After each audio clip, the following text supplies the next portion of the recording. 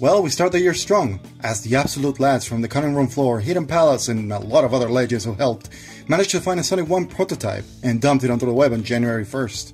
The search for this prototype started like 15 years ago, according to the boys from the Hidden Palace, and after all that time, now it's in the hands of user Buckaroo, I think it's a user, who allowed the ROM to be shown.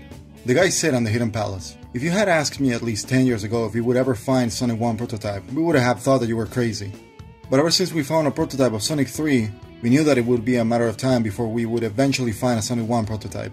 Little did we know that just a little over a year later, not only we would eventually receive one, but it would arrive with no hassle or expense to us, or the community." The story of the search for this white whale is a very personal one, so this article will be a bit different than we usually write. Given that it's been a little over 15 years since our search began, and even longer if you consider the Sonic community itself, we have a lot to say. Of course, I'm going to link the article here, so you can all go check it out. Now, not to be confused with the 1990 Tokyo Toy Show ROM, that thing is sadly lost forever it seems. No, this prototype is closer to the release date, but it's still mostly unfinished. It features Green Hill with its 3 acts, Marble Zone with its 3 acts, although with no boss, 1 act from Sparkling Zone, and 1 act from Starlight, and after that it just boots you back to the title screen. But more stages are available with the level select. Now, we're going to take a look at this prototype and all the stages, but first, we'll go over with some of the general differences. Well, for starters, the Sega logo is the standard logo for most of the Sega games, instead of the white one with Sonic going around.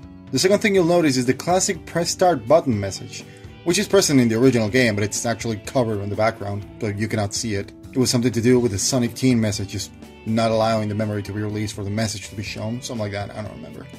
Also, the speed is kind of weird. You can go fast, but it seems like the camera wasn't prepared for this. It can lose sight of Sonic very easily, sometimes resulting on death. It's also a little bit stiff, kind of feels like they wanted to do a full-on platform instead of focusing on speed.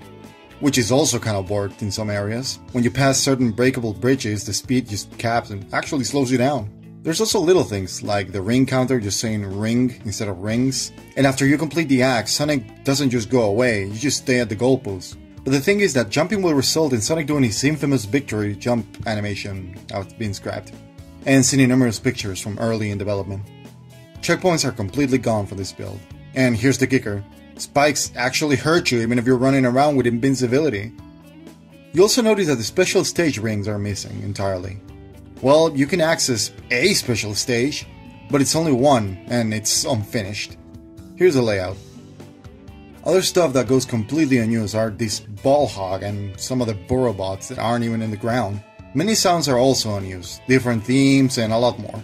Apart from the Hidden Palace article, I'm going to link the prototype article in the cutting room floor, so you can go check it out as well. Well, let's dive into Green Hill. Well, the first thing that actually bothers you, the first thing that drives me insane, is this change right here. Act.1 instead of the much better and true and honest Act 1 without the dot. What a giant fuck up, Jesus. Thank God that they changed that without me having to mace anyone. The first thing you'll probably notice is that the plants have a different color than the ones in the final game. Actually, the color of these plants can be seen at the end of the original game, meaning that they probably changed that late in development. And what do we have here? The infamous ball, which is just the ball from the boss of the zone. It's in the same place that most people know that it's present, but actually it's later in the act and even in the act that follows. There's this big wall of spikes in the middle of the stage, spikes that aren't even present in the final build. Also, some spikes were rearranged just to spice it up, I think. In fact, most of the changes were just rearranges, nothing too insane. The Robotnik boss battle triggers without an issue. And I'm going to say this now, this is the only functional boss in this prototype. There's also a couple of unused chunks of ground that aren't present in the game.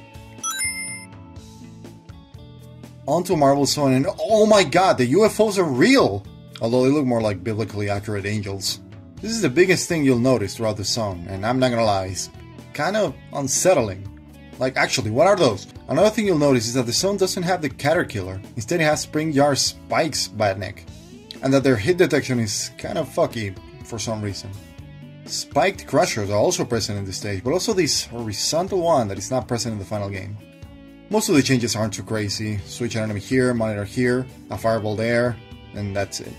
Although there are these pillars that you might recognize. You push a button, they go down, that's it. But in here you actually have to stomp for them to go down. Neat. And annoying. Act 3 ends with a goalpost instead of a boss fight. And after that is a sparkling zone. So here's a whoa, Jesus fuck my eyes. So yeah, you can see the background is completely different from the final build. And boy, I wonder what made them change it. As you start the act, you'll see this rotating spikes thing, straight out of Mario. Now Act 1 is the only one that you go normally in this prototype, as if you beat the stage you go to Starlight. Here's a good time to mention that the game has the level select and debug mode built in for testing purposes, so we can see every zone. You can cycle through all the objects from each zone, even the ones that are unfinished, but for badniks it's mostly just the glitchy crap meat. But in some places we might get different ones, like the motorbug, the bus bomber, and holy shit, it's fucking splats! But to be honest, Sparkling Zone isn't too crazy, since these stages aren't present in the prototype through normal play. It's safe to assume that most of the stages cannot be beat and they're still far from completion. Act 3 here, for example, lacks objects entirely. Labyrinth Zone, the most hated zone in the whole game. I don't know, I thought Scrapbrain was worse, but no, well. The one thing you'll notice from the start is this strange background, another instance where the background is completely different from the final build. In the game it looks like you're actually inside a labyrinth, a cave or whatever.